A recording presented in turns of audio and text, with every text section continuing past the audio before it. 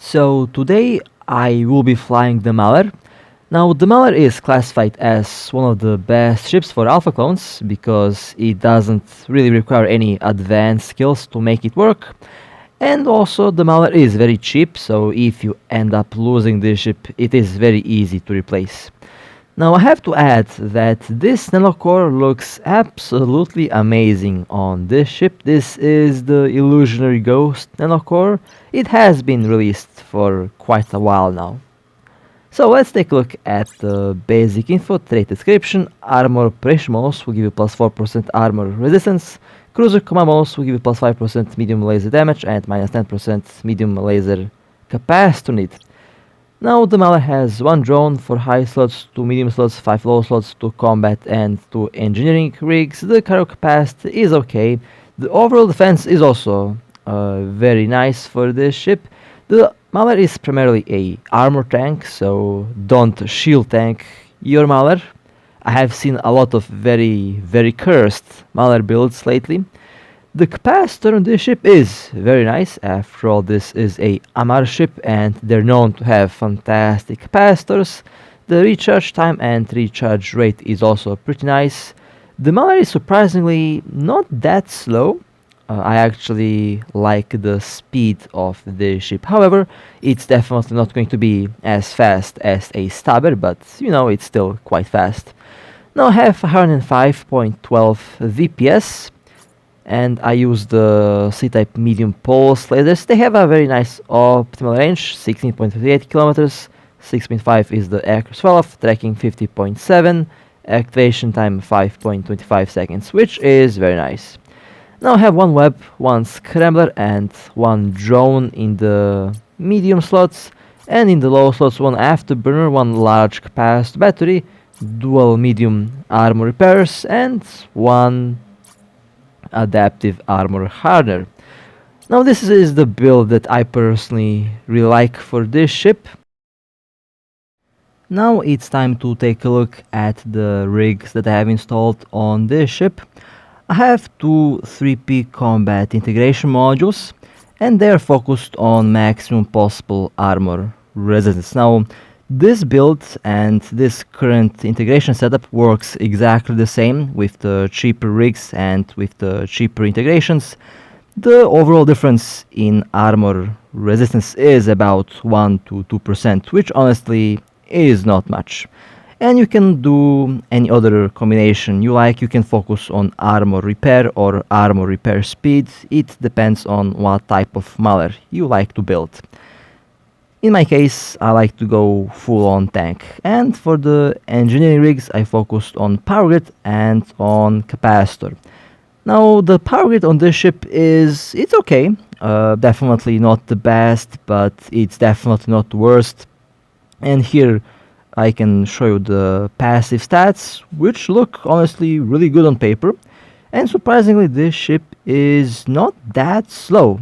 366.80 meters per second, and the capacitor does last a very long time for a cruiser, considering the fact that I have a lot of general units that impact the capacitor performance. Now speaking of units and speaking of implants, you have 3 implant choices that you can use on this ship.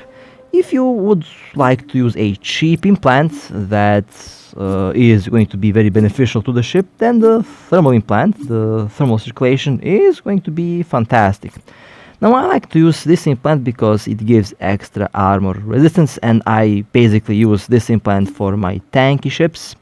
As for the general units, I recommend that you go with extra armor repair, with extra capacitor battery performance, and you can also use the afterburner units. Of course, doesn't have to be a high level implant. Level 15 is more than enough. Most of my implants are actually level 15, and I kind of regret leveling up Barrage to level 33 because I rarely use it. It was very expensive, that's a fact, but yeah, level 15 is actually more than enough in most cases.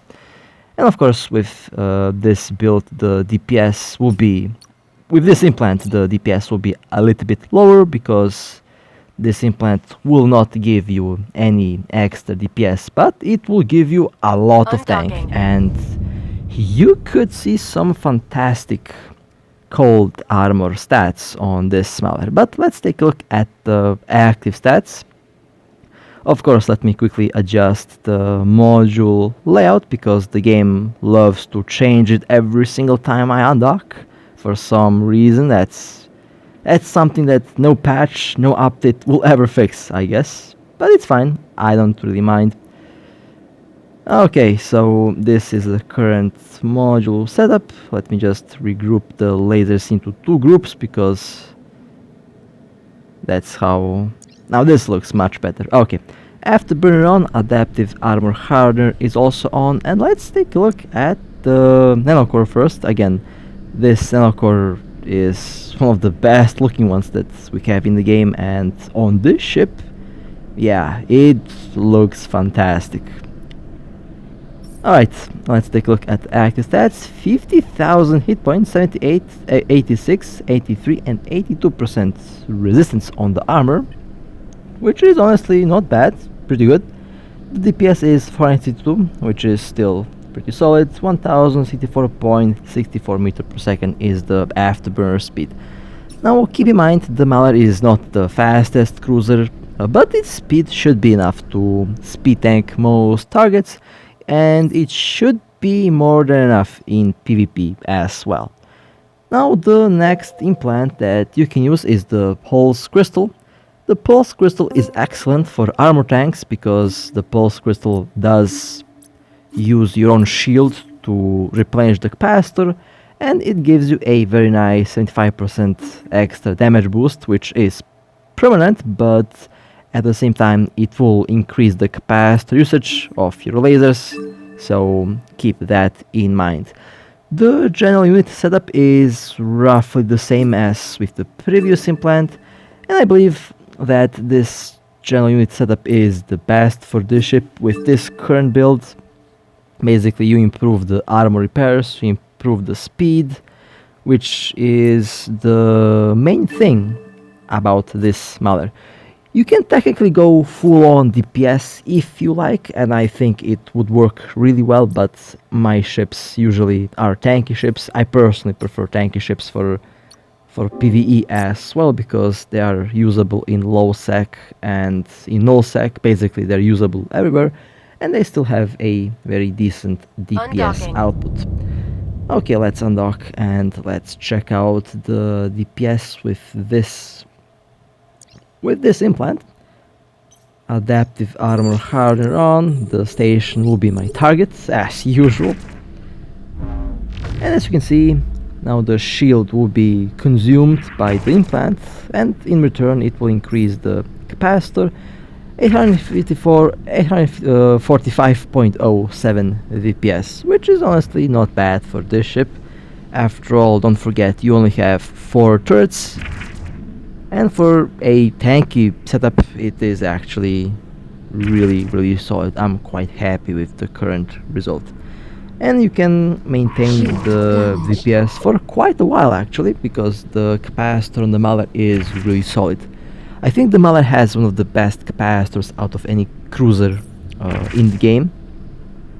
I think that this ship has a better capacitor than the Stabber 2, which is kind of hilarious considering the fact that this ship costs 30 million, but the Stabber 2 costs almost 1 billion. And the last implant that you can use is the Focused Crystal. Now this implant requires you to constantly hit the target. If you miss, you lose the stacks, and it also takes a while for the stacks to be recharged, so keep that in mind. And as with the previous 2 implants, the general unit setup is the same. I go for maximum armor repair, maximum capacitor battery performance, and maximum afterburner performance. You can technically go and mix with the units that improve the capacitor life. Also a very smart choice to use, but at the same time they will reduce the speed. So in the end it really depends on what type of build you like, and it really depends on the skills that you have as well as on the build. But if your ship can take the extra power usage, then I would recommend that you go with the extra performance on the modules. It is usually how I build my ships, most of my ships, that is. And let's take a look at the maximum possible performance with the pulse, with the focus crystal. With this current build, let me orbit the station. Let's lock on the station. Now it will take some time for this implant to recharge, because you get about 3 or 4% of the implant charge per weapon cycle, but with every hit your DPS will slightly go up. The maximum possible percentage is 180%, and of course if you end up missing the target, then you lose the DPS.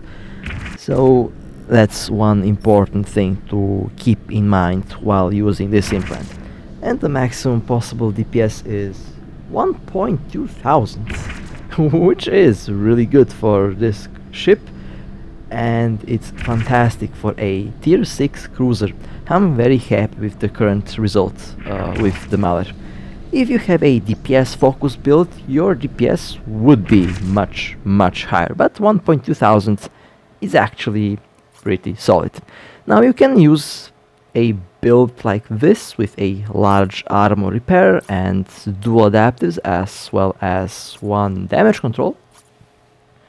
However, with this combination I usually like to use one large or medium Nosferatu. Now unfortunately, this ship only has 2 low slots and not enough power grid to fit 2 large modules.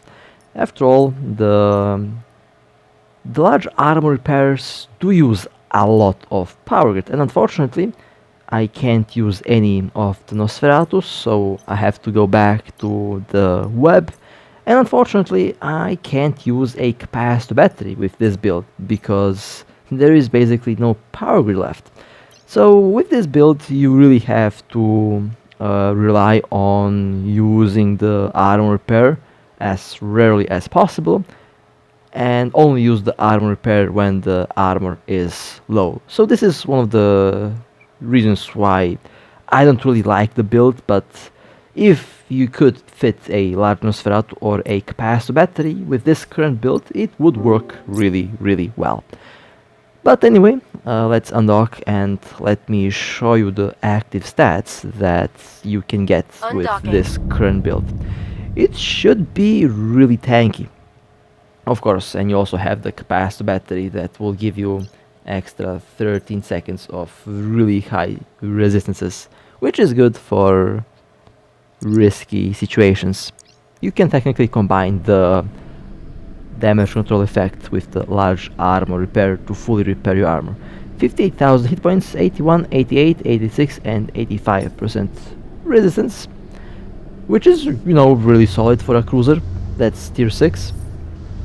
And with the damage control, 174,000 hit points, 94, 96, 95 and 95% resistances on all the damage types, and this is also really nice. Basically immortality for about 13 seconds, which is really nice. After all, the Amarr is accepted. I think it's definitely one of the tankiest cruisers in the game.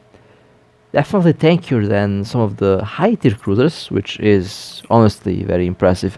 All that makes the Amarr a fantastic ship. And keep in mind, in order to get very similar stats, you don't have to be using an Omega clone. All this is possible with only the Alpha clone, because the effect is the ship effect from the skills is from the normal skills, and Alpha clones can skill those skills up to level 5 with ease. 69,000 hit points with a thermal implant using this build, 85, 90, 89 and 88% resistances, and with the panic button active for 206,000 hit points, 95, 97, 96 and 96% resistances. This is with a thermal implant, and yeah, definitely impressive numbers from this little cruiser. Honestly, I really like the Amarr so far. The ship does surpass my expectations. Of course, I already knew that the Mauler is good. My friends did recommend me to try out this ship to see what I can come up with the build, and well, yeah, I'm pretty happy so far with how the numbers look, but as I always say, numbers are one thing, practical use and real combat situations is something completely different. So let's yeet this ship into one of the more dangerous missions that you can find in LowSec. Now this current mission is basically like a mini storyline. You have 5 waves and you have a lot of ships to destroy, basically storyline ship type of storyline waves basically.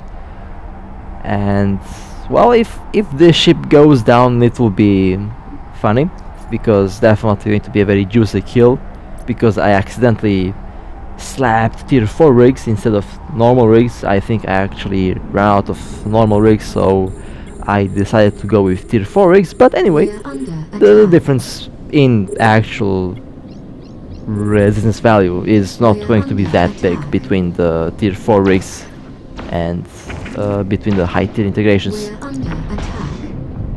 So let's see what this little ship can do. Now my shield's already kind of getting yeeted as expected. I will purposefully fly this ship in a way that you should not fly your ship, because it's a little bit risky. You can easily hit targets if you orbit, but I want to take damage, so I will keep the targets at range, and at one point my ship will actually slow down so that most of the enemy ships can easily hit it. This is because I want to show you how tanky this thing is, and I also want to show you the armor repairs in action. Now, because of the general units, the capacity usage from the armor repairs will be a little bit higher, and the capacitor battery will outperform the dual medium armor repairs, so you could use the capacitor battery as a emergency module. If your capacitor is very low, you can easily use the capacitor battery and it will replenish your capacitor up to 100%. But the effect will not last for a very long time, so make sure that you use the capacitor to its fullest while it lasts. So far, the DPS part is actually pretty solid. I used the focused crystal implant. However, if I were to use the Mauler into PvP, I would definitely use the thermal circulation, and the Mauler has a good chance to be a fantastic ship for trolling, because most players don't really expect a Mauler to be a brick tank. You know what's sad? I have a lot of experience with shooting down ships, and throughout the 3 years of playing the game, I have seen some very good builds, but at the same time I also seen terrible builds. And at one point, I think most of you know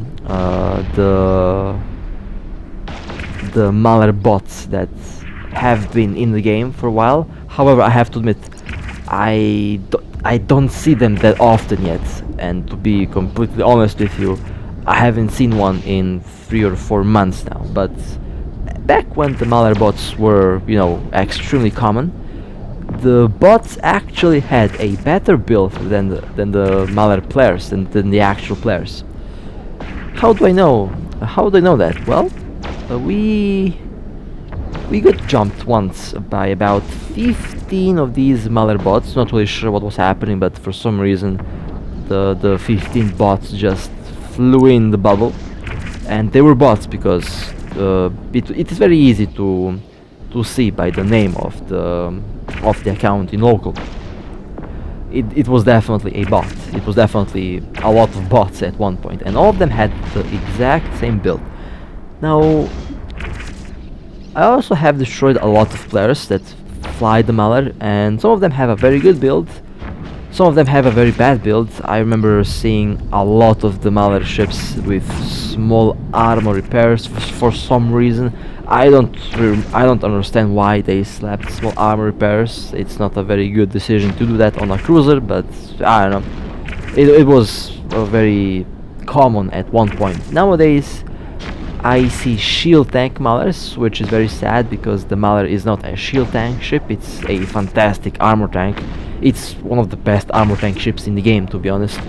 So not really sure why players go with a shield tank, and I really hope that this video helps at removing the shield tank Amarrs, because they are not performing well in the game, and the armor tank Amarr is the way to go. I mean, obviously, not really sure why I have to explain this, but you should definitely follow the ship skill per level stats that you get, and this ship gets fantastic armor resistances, and you should take advantage of them. And I also seen the Amarrs with random weapons, with small turrets. I have seen everything that you can imagine, so I really hope that I can help the players who don't know how to build a ship. I mean, that's my goal after all. I like to help players to build their ship, and that's why I make these videos, to show the different builds that you can use with the ship, to show the build that actually works and it's actually good, and the build that I use on my own ships. Now, how does this little boat perform? Well, so far, I have to say, this little monster is shredding the battleships. Now, of course, this is with the high level implants and,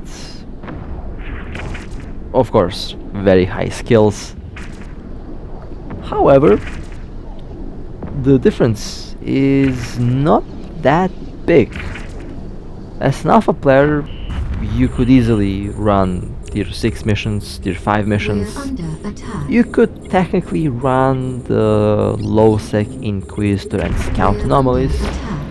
Surprisingly, a lot of players tell me that the low sec Inquisitor and Scout anomalies bring a lot of ISK. Now, I used to run them back in the day. I used to run all different anomalies that I can find. I used to be in null sec at one point as well. And back then, I remember a low sec Inquisitor could give you about 1 billion ISK, something like that.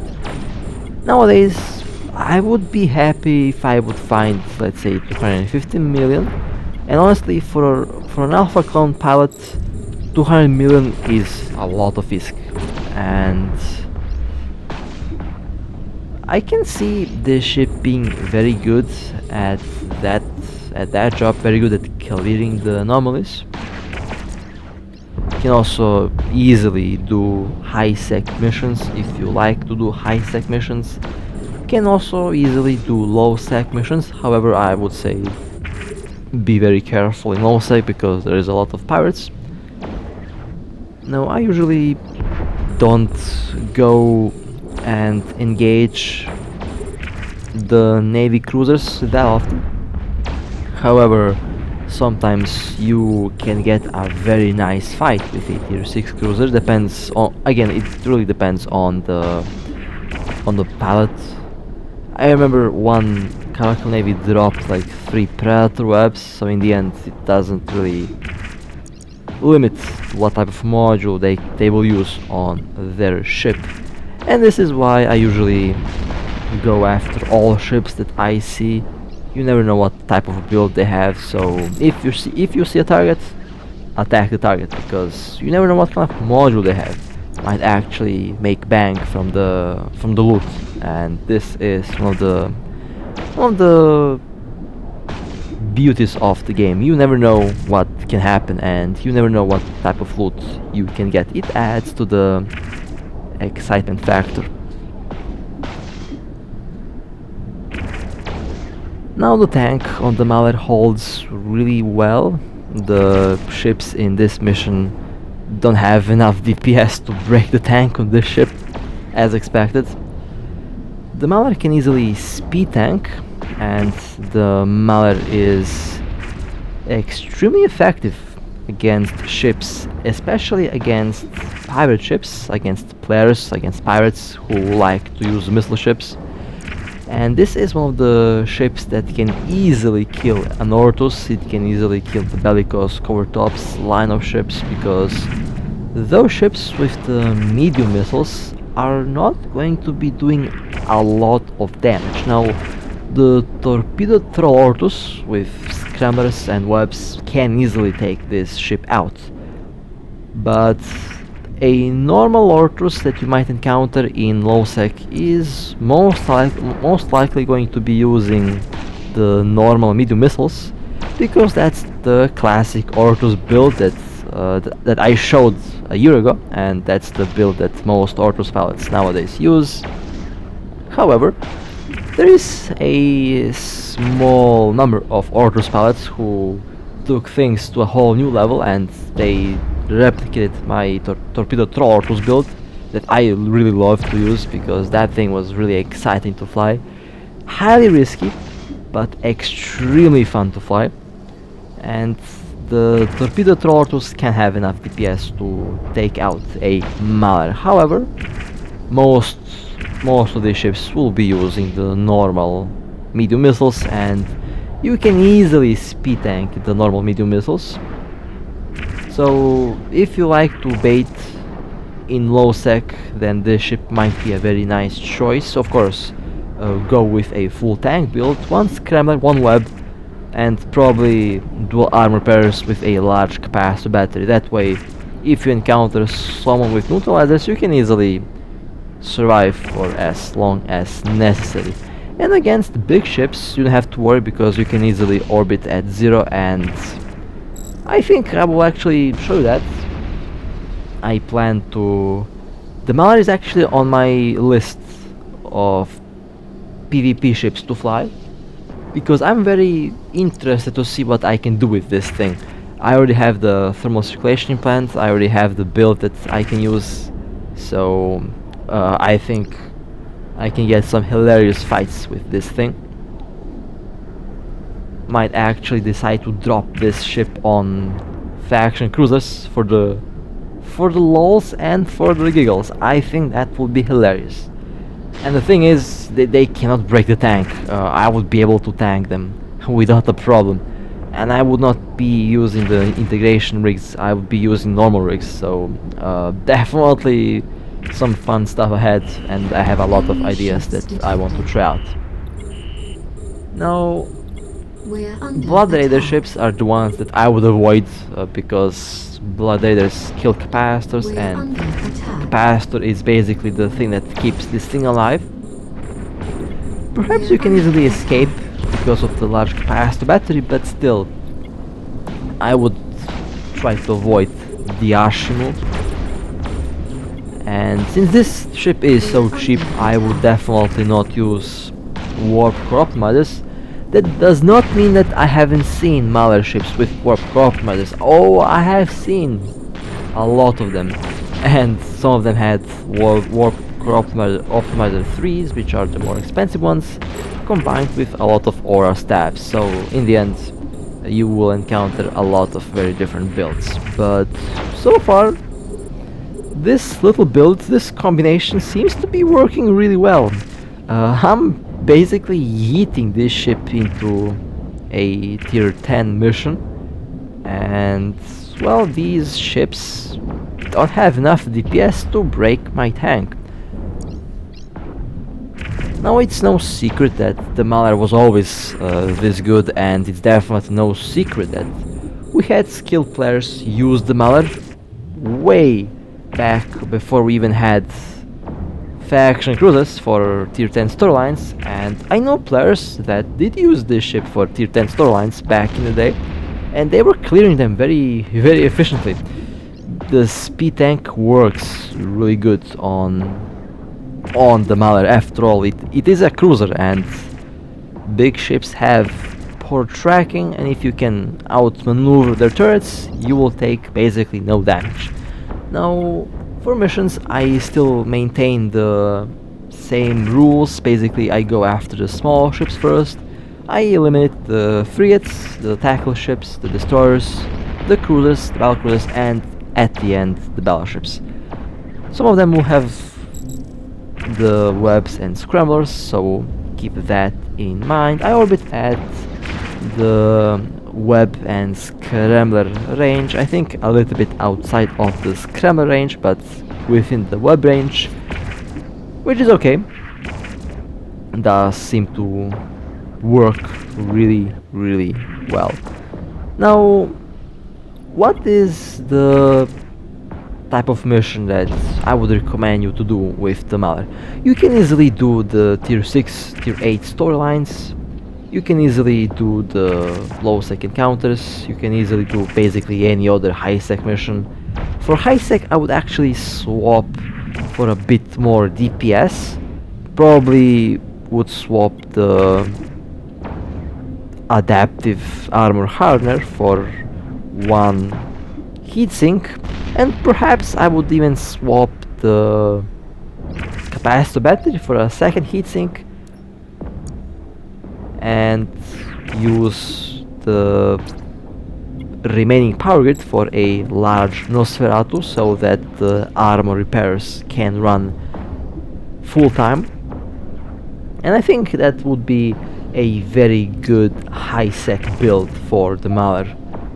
Of course, since I like to give you a very good PvP and PvE build, because in EVE, in low sec, you will probably encounter a PvP situation at one point, so I would like the build and ship to be PvP ready.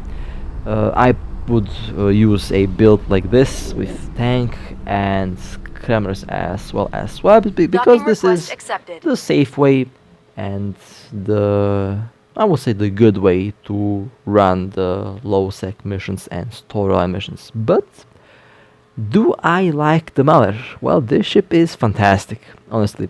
This thing is ridiculous, and for alpha clones, I'm very happy that this ship exists, because it does make the game easier for them, and the only thing that you can improve on this ship will be the build, and of course with time, as you get more risk, you can eventually afford Omega, and the Amarr can easily help you to obtain the big ships. And once you obtain the big ships, making ISK is going to be a lot easier, although it's a little bit, on the... I would say it's debatable, because I already made a lot of ISK with small ships. My Astro made like 60 billion or something like that, so it's 100% possible to make a lot of ISK with the smaller ships, but the Amarr can be a good learning curve, can be a good learning ship, can be a good ship for starters, and again an excellent ship for alpha clones, because it doesn't require it doesn't require the advanced skills to make it work. So with that being said, hope that this video can help you at building your own ship, and most importantly, I really hope that you had fun watching me fly the Amarr. Again, I really like the ship. Surprisingly, I actually am legitimately considering using this ship as my main PvP cruiser for a while, and I think that will happen at one point very soon. But if you would like to support me, then feel free to like and subscribe. And with that being said, stay safe, fly safe, and as always, I'll see you next time.